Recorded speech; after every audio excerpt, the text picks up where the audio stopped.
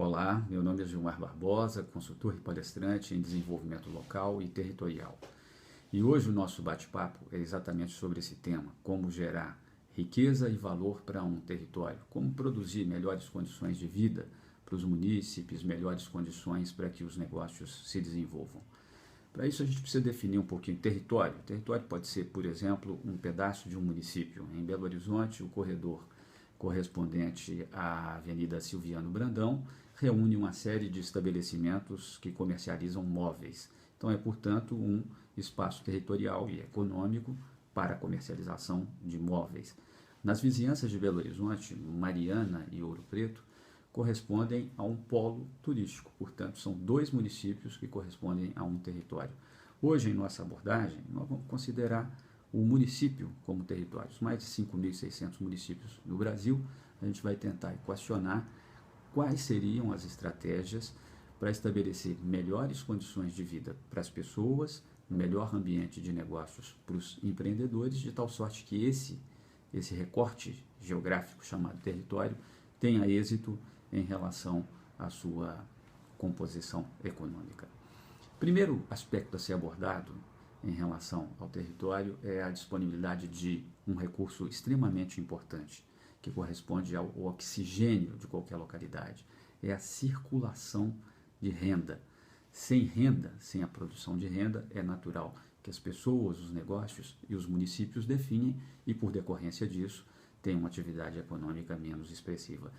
E isso é tão verdadeiro que quando ocorre, por exemplo, algum fenômeno que leva à diminuição de renda e riqueza no território, é natural que os negócios e as pessoas se ressintam. Um exemplo clássico: se uma grande empresa demite um número significativo de trabalhadores, a riqueza e renda em circulação vão diminuir. Aquela população e os negócios locais vão se ressentir desse quadro. Um outro exemplo, numa região agrícola, quando ocorre um período de estiagem prolongado, é natural que haja quebra de safra e, com a quebra de safra, naturalmente, menos negócios serão realizados e menos dinheiro haverá em circulação. Quando também há a interrupção de um grande corredor de transporte, de uma estrada ou a precarização da infraestrutura local, é natural também que a quantidade de renda de um determinado território seja menor. E aí os negócios e as pessoas também vão se ressentir desse quadro. E um outro exemplo clássico, numa região que produz, por exemplo, uma commodity agrícola como a soja, se acontece uma variação cambial, por exemplo, dólar para cima, isso é favorável a essa commodity que é a soja. Então é possível que os negócios, os agricultores locais prosperem e que haja mais pujança econômica naquela localidade. Então, portanto, é essencial que esse combustível chamado renda, que ele transite pela localidade e que haja abundância em relação a ele. E aí a gente pode avançar um pouquinho e focalizar o seguinte quadro: por que nos primeiros dias úteis do mês, em geral por volta do quarto, quinto, sexto, sétimo, oitavo dias úteis, há um clima de muito maior pujança econômica nos municípios? Esse quadro, inclusive, pode ser representado por essa seguinte situação. Por exemplo, o nosso amigo, o Bolt, no quinto dia útil do mês, ele poderia representar uma excelente metáfora de atividade econômica. Isso ocorre porque há mais dinheiro em circulação, então, portanto, os bancos estão cheios, os negócios, faltam vagas nos estacionamentos. Mas à medida que o tempo passa, o que ocorre? O Bolt se transveste dessa figura, que é a Gabriele Andersen, uma suíça que chegou na Olimpíada de 84 em Los Angeles, foi imortalizada por essa imagem, exatamente por cruzar a linha de chegada com total mérito. Mas também esse quadro se assemelha às economias locais, aos municípios, né? Começa a faltar dinheiro em circulação e aí, por conseguinte, a atividade econômica declina. As empresas entram no cheque especial, as famílias começam a utilizar seus últimos recursos, vão também para os empréstimos, então há um esticamento do orçamento. Então, é perceptível que nos primeiros dias úteis do mês há mais dinheiro e riqueza em circulação. E o que ocorre que leva a esse quadro de drenagem dos recursos, daquilo que daria tanta vida ao município? A gente pode pegar a próxima figura, que é bastante emblemática dessa situação. Se a gente focalizar no centro dessa câmara de ar, nós temos a figura heróica, né? Talvez de um prefeito, de uma liderança local, dos cidadãos locais, dos técnicos do SEBRAE, tentando fazer com que essa câmara de ar se mantenha cheia. Mas isso não ocorre. Por quê? Porque há dezenas de rombos à volta dessa câmara central. E isso é representado por uma série de elementos de sequestro do oxigênio da economia local. Quais são esses elementos? O primeiro deles pode ser apontado como o nível de endividamento, o custo do dinheiro no Brasil.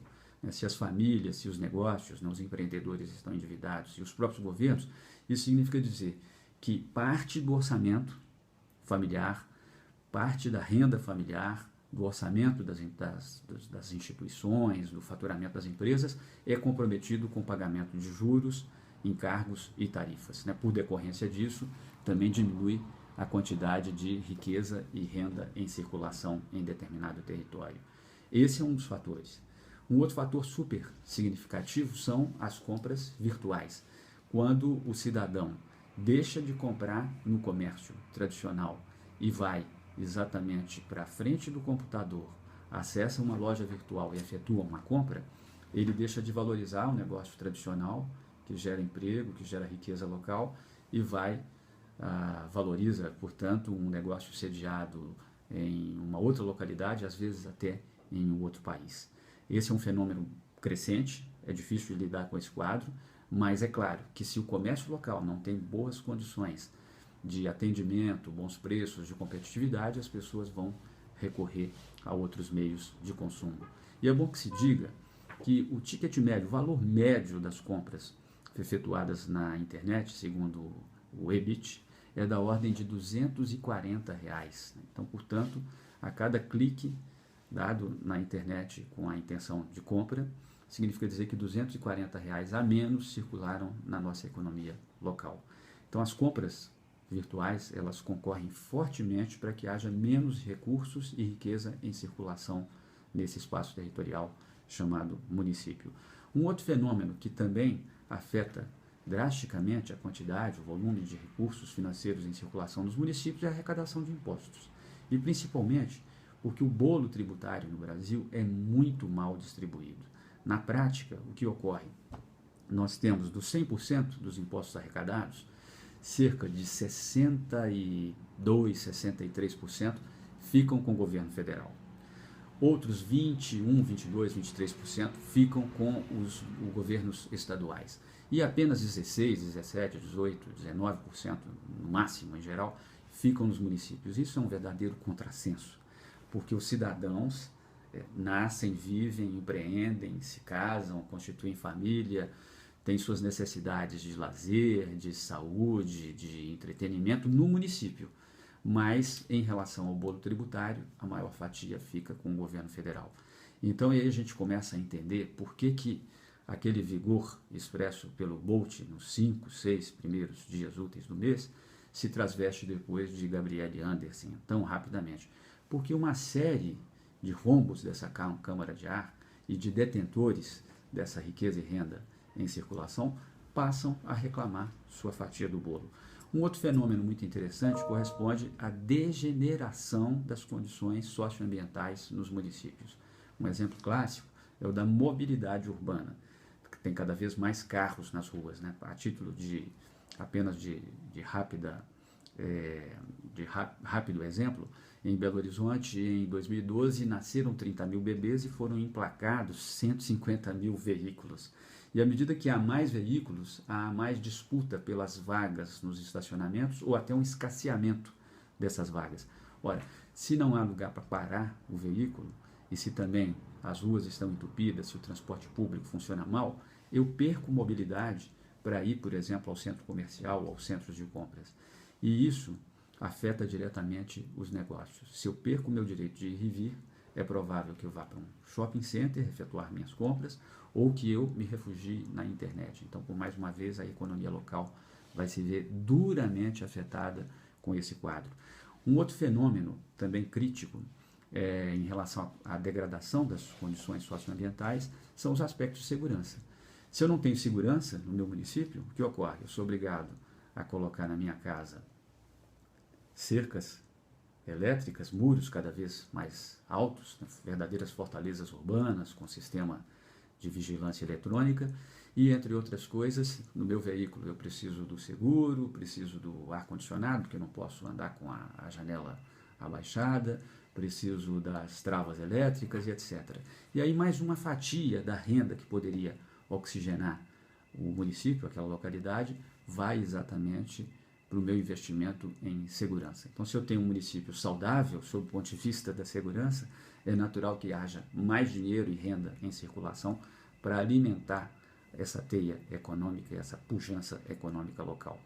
Um outro fator bastante curioso, quando eu tenho também grandes cadeias de lojas, por exemplo, supermercados ou também supermercados da construção, é natural que esses estabelecimentos venham para determinada localidade, num primeiro momento, com uma política agressiva de preços baixos, de grandes ofertas, mas depois que uma série de negócios foram extintos, e é natural que aconteça isso, né? Quando surge um home center, que é o supermercado da construção, em determinado espaço territorial, é natural que depois de algum tempo, muitos dos pequenos negócios, daquelas casas de materiais para construção, sucumbam, morram, desapareçam. E aí fica apenas a figura daquele grande empreendimento, que em geral pode gerar menos empregos do que o conjunto dos estabelecimentos anteriores, e o produto daquele negócio também, a lucratividade daquele negócio, em geral, é enviado para outras localidades, outros territórios. Então, por mais uma vez, quando a gente tem também a opção num território de valorização de grandes empreendimentos, de grandes redes, cadeias de lojas, a gente deixa de valorizar os pequenos negócios, que são o grande vitalizador das economias locais. E é bom que se diga, no país, há apenas 400 e poucos municípios em que há a figura do grande empreendimento. Então, portanto, nos outros 5.200, o que mantém a economia de pé são os pequenos negócios. E aí é importante pensar também no tipo de investimento ou de empreendimento que nós atraímos para o nosso território. Nessa continuidade, a gente tem aí talvez mais 40, 50 fatores diferentes que retiram renda e riqueza em circulação. Um deles pode ser também o próprio endividamento representado pelo poder público. Se a prefeitura do meu município está endividada, ela também tem, a cada mês, a cada período, que retirar parte dos recursos que poderiam ser destinados à infraestrutura, à melhoria das vias públicas, à melhoria da segurança, da mobilidade urbana, da educação no município. Parte desses recursos é canalizada exatamente para o pagamento de juros. Então, o município endividado também vai se ver afetado em relação à dinâmica econômica local. E por aí vai. À medida que se multiplicam os pedágios, as multas, isso também é um elemento de retirada de recursos da economia local. Isso tudo acaba por contribuir por uma série de elementos de sequestro da renda local. Então, é natural que essas coisas retirem fôlego da economia local e que precarizem os negócios, a dinâmica dos negócios, precarizem as condições de vida dos cidadãos e o território em que a gente vive. E aí, como é que a gente sai dessa sinuca, se há tantos elementos de retirada do fôlego da economia local? Uma das alternativas é trabalhar exatamente uma série de elementos, né, para cada uma dessas características negativas, é estabelecer uma contramedida. Então, por exemplo, se o município, né, não compra suficientemente dentro da sua própria localidade, se ao fazer uma licitação o município não compra dos pequenos negócios, seja na merenda escolar, na reforma de carteiras, nas obras civis, existe a Lei Geral da Pequena Empresa, que é um excelente artifício, uma excelente alavanca, exatamente para que o município utilize o seu orçamento, o seu poder de compra para comprar mais no município. E pode fazer isso em relação não só a licitações exclusivas, que vão até o patamar de R$80 mil, essa lei oferece cobertura para esse tipo de atividade. Pode haver, inclusive, o que se chama de cota parcelada. Se eu vou comprar 1.000 computadores, 250 serão comprados no meu próprio município. E se, por exemplo, se eu vou fazer uma obra civil de R$10 milhões, eu posso estabelecer que 30% do valor desses 10 milhões, portanto 3 milhões, sejam subcontratados de empresas locais. Isso ajuda exatamente a favorecer os negócios locais e, portanto, a própria economia local. Nesse aspecto, se a gente pensar também no comércio local, por que as pessoas recorrem às compras virtuais? Talvez porque o comércio local não tenha condições de atendimento, de financiamento das compras, variedade, preço adequados. Então, uma outra ação a ser instituída é exatamente a de melhoria da competitividade das empresas, para que elas gerem maior atratividade às compras locais, fidelizem os seus clientes, que tenham, por exemplo, um horário expandido de atendimento, promoções diferenciadas que retenham as pessoas naquela localidade. E uma outra alternativa para lidar com aquele quadro da câmara de ar estourada, porque há tantos furos, seria exatamente trabalhar a agregação de valor. Então, se eu estou num território que tem uma bacia leiteira, eu preciso exatamente estabelecer a agregação de valor à minha matéria-prima, que é o leite. Eu preciso produzir o requeijão, o queijo diferenciado, os demais derivados do leite com maior agregação de valor. E, inclusive, colocar esses produtos na merenda escolar local, na alimentação local, nas famílias, promover esse produto de tal sorte que esses produtos sejam valorizados localmente e que os negócios locais possam ter a ampliação do seu mercado, onde é mais importante, que é mais próximo, que é dentro de casa.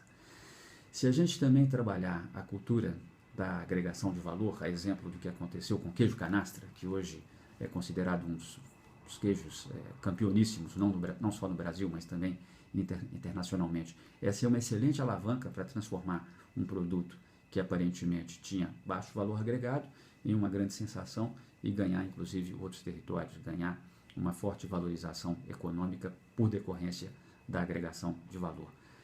Então, em resumo, o que a gente precisa fazer no nosso território? Radiografá-lo em relação a quais são os elementos que retiram aquela pujança econômica dos primeiros dias e começar a interceder por medidas como compras governamentais, fortalecimento